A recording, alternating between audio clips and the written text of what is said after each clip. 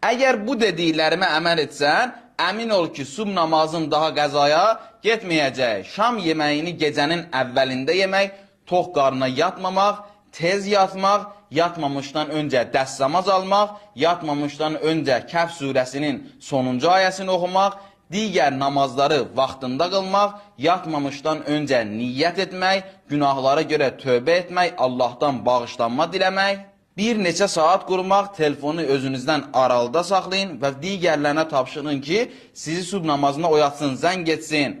Günahdan maksimum dərəcədə çəkinmək, haram məclislərə getməmək. Çünki haramın, günahın insanın mənəviyyatı üzərində təsiri var. Əgər subh namazın qəzaya gedirsə, əmin ol ki, həyatında, yaşam tərzində iman zəifliyi var. İmanın zəifliyib, həyatdan, namazdan, ibadətdən həzz ala bilmirsən.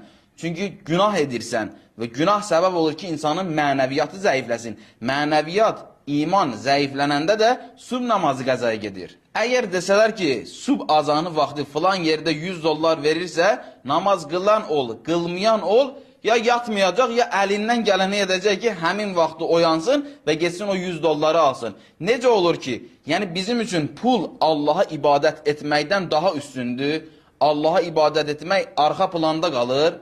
Gərək o qədər mənəviyyatımız, imanımız yüksək olsun ki, o ibadət üçün də əlimizdən gələni edək ki, qəzaya getməsin. Namazların qəzaya gedirsə, xüsusilə subh namazın qəzaya gedirsə, əmin ol ki, bir gün namaz səni tərk edəcək. Əgər istəyirsən subh namazın qəzaya getməsin, bunlara əməl et və 100% nəticə alarsan. Və əgər istəyirsən ki, digərləri də bu məlumatdan istifadə etsin, onda bunu da digərləri ilə paylaş.